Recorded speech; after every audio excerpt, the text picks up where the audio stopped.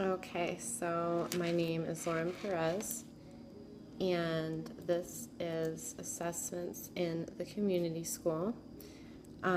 Before my observation of the preschool to classroom at the community school, I had a discussion with the head teacher of the classroom, Ms. Clausen, regarding types of assessments that may be administered.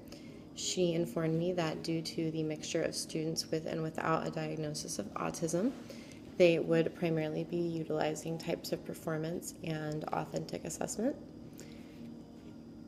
And she explained that these methods tend to work best for children between the ages of 3 and 4 who aren't able to self-report very accurately or at all. The environment within the community school is so intimate and like nothing I have ever seen in a classroom before. So much time is put into assessing each child at different points throughout the year, and this is something that larger classrooms may not have time to do. Ms. Clausen explained that this is a shame, that it is a shame that the importance of finding baseline measures for each child is undermined because of lack of time and staffing. Just as OB and SAP mentioned within the textbook, some teachers downplay the importance of assessment, believing that time spent assessing would better be spent teaching.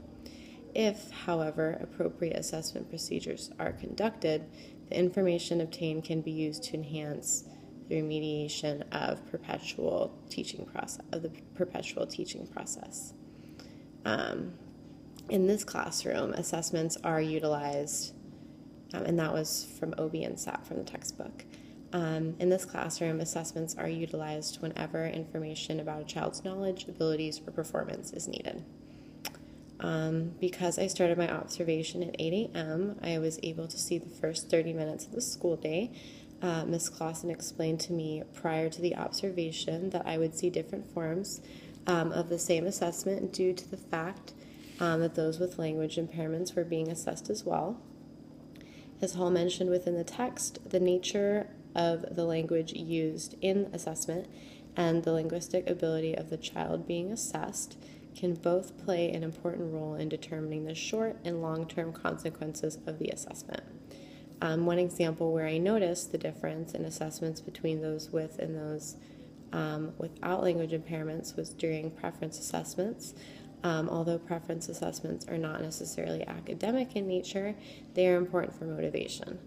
Ms. Clausen informed me that children with a high amount of problem behaviors are allowed to pick motivators to work for each day, and they drastically improve behavior most days for these individuals, which in turn makes it possible to incorporate more learning opportunities into their day.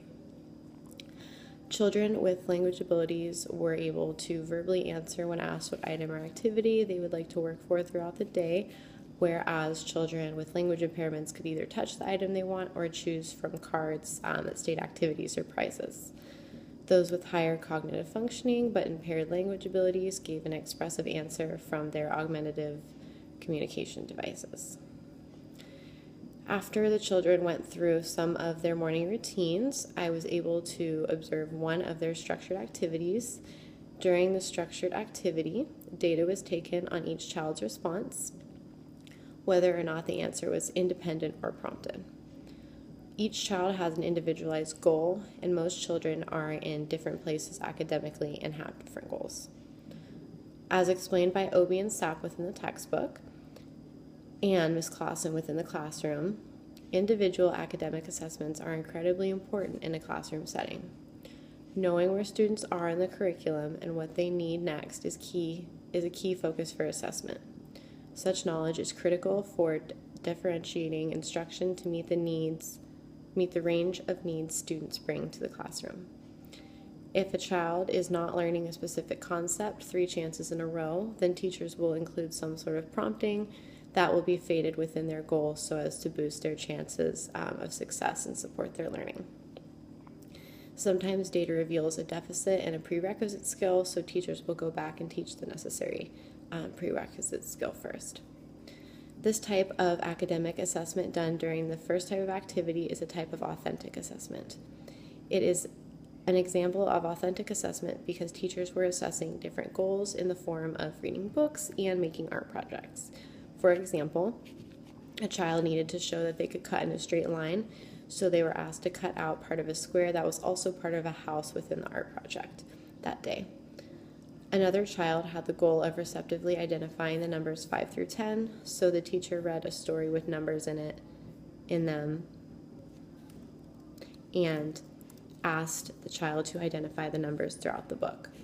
There are so many different ways to make an assessment fun for children, and Hall mentions this in the textbook as well. The evidence may come from a learner's response to a set task, a test, classroom activity, a game, or a puzzle. It may come from an event that is planned, or it may arise spontaneously from an unplanned happening. Presenting learning opportunities in ways that are more motivating for children may produce better effects by ensuring that the child is paying attention and motivated to succeed. These authentic assessments are often very similar, if not the same, as performance assessments.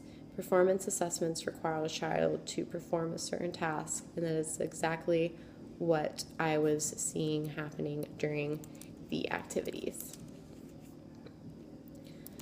From what I saw happening in the classroom, it seemed as though the use of authentic assessment was very powerful.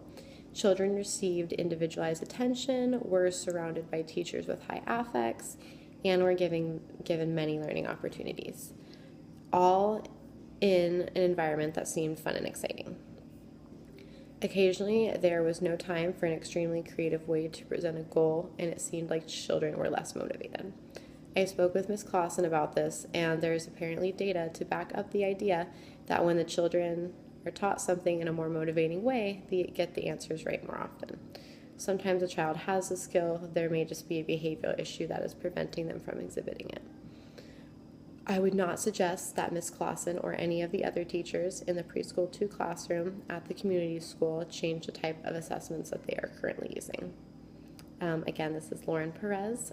This is my Lesson 5 assignment for EDP 310 with Ms. Newsom, and my group facilitator is Ms. Whiteman. Thank you.